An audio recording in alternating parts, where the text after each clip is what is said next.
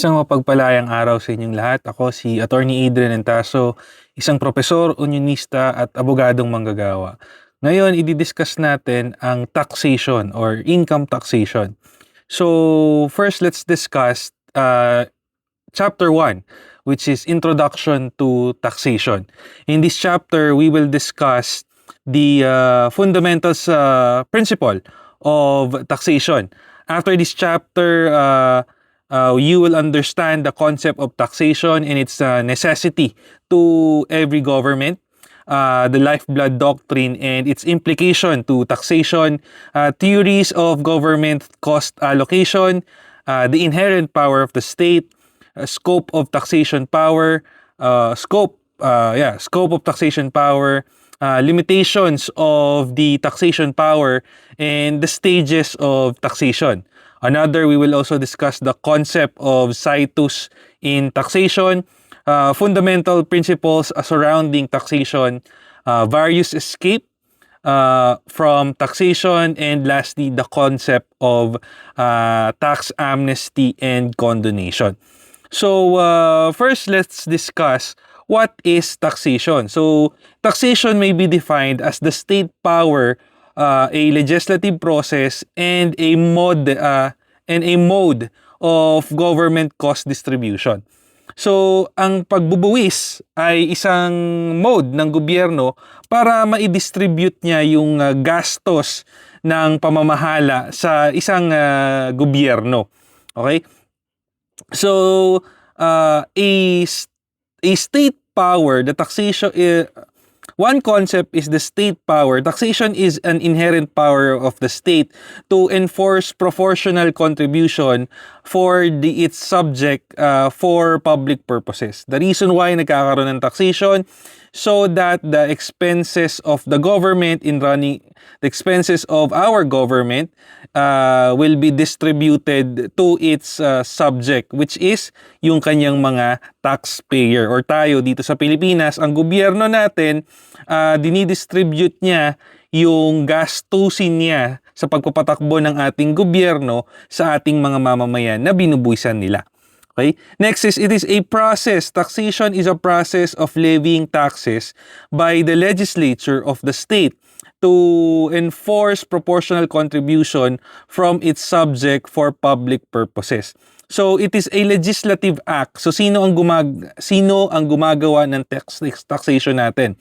So, ang gumagawa ng taxation natin ay ang ating legislature o ang ating kongreso. Sa Pilipinas, meron tayong two branches of the legislature. So first, we have the House of Representatives. Yan yung mga binoboto nating mga congressmen.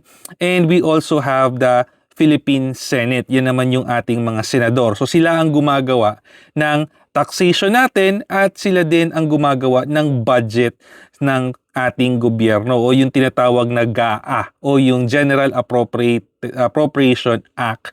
Okay? So, dyan yung nakikita yung mga insertion, yung mga sinasabing insertion, amendments. So, basically, pinopondohan nila yung budget ng ating gobyerno at kung saan gagastusin yung mga nakolektang taxes. Kaya dapat tayo, nakasubaybay din tayo dyan bilang isang mamamayan na nagbabayad ng buwis, dapat nakasubaybay tayo dyan. Dapat nagagalit tayo pag ang ating gobyerno ay hindi ginagastos ng tama ang ating mga buwis. Kagaya ng mga korupsyon na yan, yung mga paggastos ng mga gastusin na hindi naman dapat, di ba? So, instead na pinapasa natin sa mga taxpayers yung obligasyon ng gobyerno to support the members of our society na hindi kayang mamuhay because walang trabaho, walang sweldo, instead naman na pinakakarga sa atin yan through our taxes, dapat gumagawa ng programa ang gobyerno. Hindi lang puro ayuda, hindi lang puro AIX, hindi lang puro kung ano pa mang dole out na ginagawa ng ating gobyerno. Okay?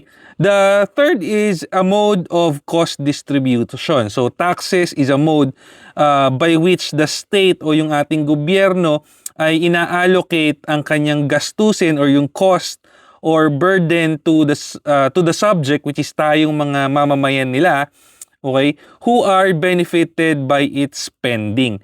So kaya tayo nagkakaroon ng taxation is para ma-distribute yung cost ng gobyerno sa mga gastusin sa kanyang mamamayan. Right? So in theory, yun yung dapat na ginagawa ng gobyerno natin. Pero as of now, nararamdaman natin na parang hindi ganon ang nangyayari.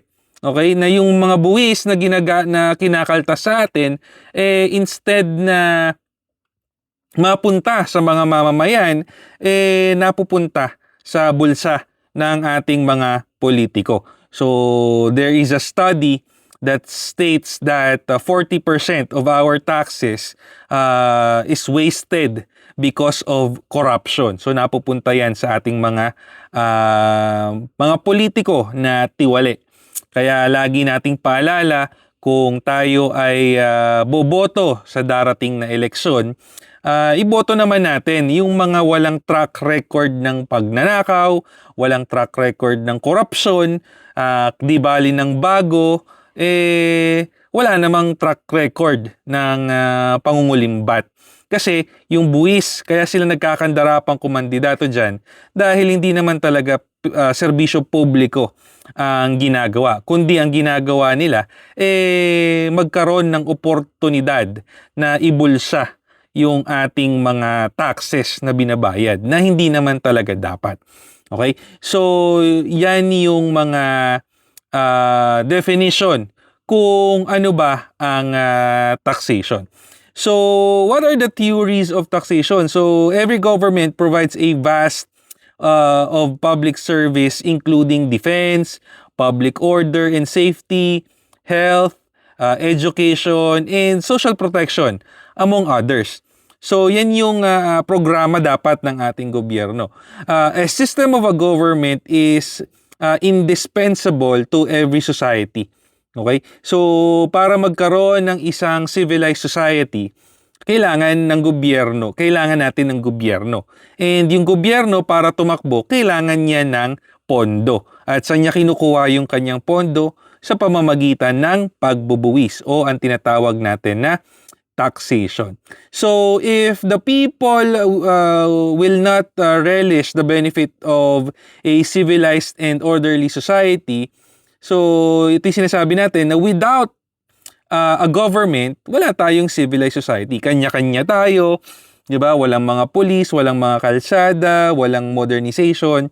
So, yan yung ating issue pag wala tayong gobyerno. Okay? So, but however, a government cannot exist without a system of funds. So, yan nga yung sinasabi natin na hindi tatakbo ang ating gobyerno kung walang pondo. At hindi tatakbo ang mga politiko kung wala silang pondo na gagastusin. Kasi although public service is a public trust, sinasabi na serbisyo publiko, but we know for a fact that the government will not run kung wala tayong pondo, which yung pondo natin ay nakukuha natin through taxation. And the government's necessity for finding funds is the theory of taxation. So yun yung sinasabi natin na kailangan ng tax so that the government can run itself for the purpose of providing benefits to its citizen and to provide public service to the people. So, serbisyo publiko, para makapagbigay ka ng serbisyo sa ating mga mamamayan, kailangan ng ating gobyerno ng pondo para mapatakbo ang ating mga pasilidad at ating gobyerno, no? So that is the importance of having understanding what is taxation.